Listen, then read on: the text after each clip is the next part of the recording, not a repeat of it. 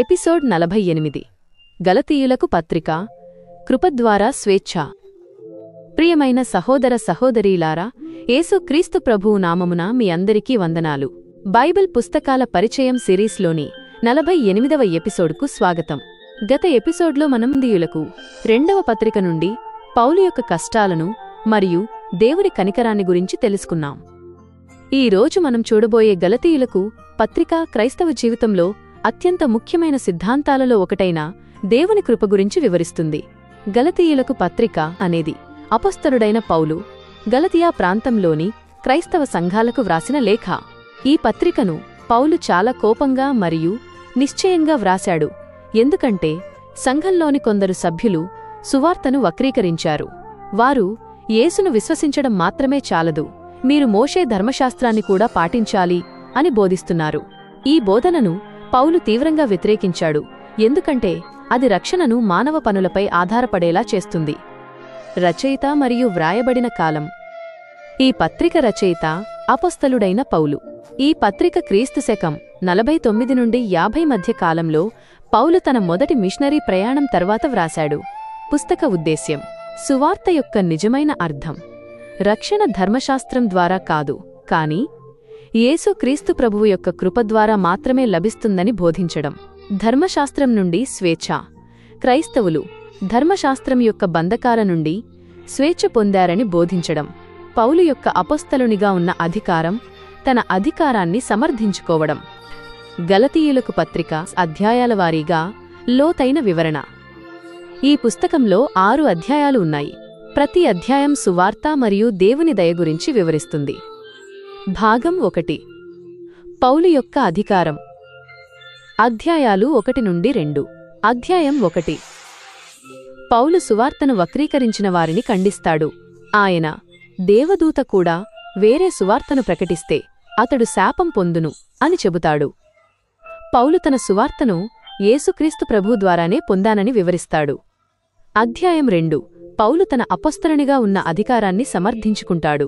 పేతురు మరియు బర్నబాతో జరిగిన సంఘటనను వివరిస్తాడు.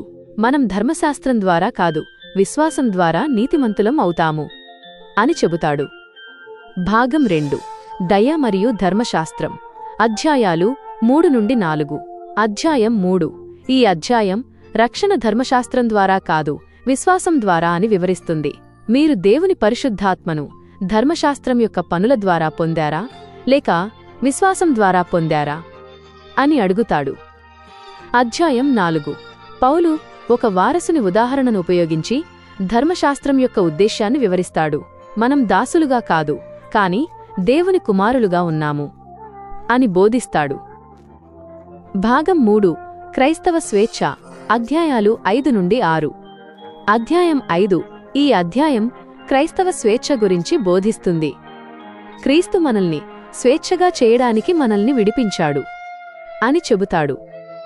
పౌలు పరిశుద్ధాత్మ యొక్క ఫలాలను మరియు శరీర క్రియలను వివరిస్తాడు. అధ్యాయం 6.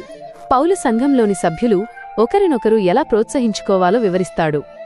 ఒకరి భారాలను ఒకరు మోసుకుంటే మీరు క్రీస్తు యొక్క ధర్మశాస్త్రాన్ని నెరవేరుస్తారు అని చెబుతాడు.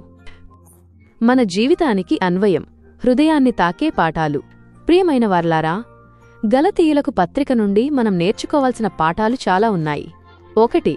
కృపద్వారా రక్షణ. రక్షణ మన పనుల ద్వారా కాదు, కాని యేసు క్రీస్తు ప్రభు యొక్క కృపద్వారా మాత్రమే లభిస్తుంది. 2. నిజమైన స్వేచ్ఛ. మనం పాపం నుండి మరియు ధర్మశాస్త్రం యొక్క బంధకాల నుండి స్వేచ్ఛ పొందాము. 3. పౌలు యొక్క సాక్ష్యం. పౌలు యొక్క జీవితం మనకు ఒక గొప్ప ఉదాహరణ. 4. సువార్త యొక్క ప్రాముఖ్యత. సువార్తను వక్రీకరించే వారి నుండి మనం జాగ్రత్తగా ఉండాలి. 5. పరిశుద్ధాత్మ యొక్క ఫలాలు. మనం పరిశుద్ధాత్మ యొక్క ఫలాలను మన జీవితంలో చూపించాలి. 6. ఒకరి భారాలను ఒకరు మోసుకోవడం. మనం సంఘంలో ఒకరినొకరు ప్రోత్సహించుకోవాలి. 7. దేవుని కుమారులు. మనం ధర్మశాస్త్రం యొక్క దాసులుగా కాదు, కాని దేవుని కుమారులుగా ఉన్నాము. 8. ఆధ్యాత్మిక యుద్ధం. మనం శరీరానికి వ్యతిరేకంగా పోరాడాలి. 9. దేవుని ప్రేమ. దేవుడు మనల్ని ఇంతగా ప్రేమించాడు. 10. విశ్వాసంలో నిలకడ. కష్టాలలో కూడా మన విశ్వాసాన్ని నిలబెట్టుకోవాలి. ఈరోజు మనం గలతీయులకు పత్రిక నుండి దేవుని కృప ద్వారా స్వేచ్ఛ గురించి తెలుసుకున్నాం. తదుపరి ఎపిసోడ్లో మనం బైబిల్లోని 49వ పుస్తకం ఎఫెసీయులకు పత్రిక ది ఎపిసిల్ టు ది ఎఫీషియన్స్ గురించి తెలుసుకుందాం. ఈ పుస్తకం సంఘం యొక్క ఐక్యత మరియు దేవుని ఆశీర్వాదాలను గురించి వివరిస్తుంది. మరిన్ని ఆధ్యాత్మిక కంటెంట్ కోసం మా దైవ సన్నిధి యూట్యూబ్ ఛానల్ని తప్పకుండా సబ్స్క్రైబ్ చేసుకోండి. ఈ ఎపిసోడ్ మీకు నచ్చినట్లయితే లైక్ చేసి 10 మందికి షేర్ చేయండి. తదుపరి ఎపిసోడ్ కోసం వేచి ఉండండి. దేవుడు మిమ్మల్ని దీవించి ఆశీర్వదించునుగాక. ఆమేన్.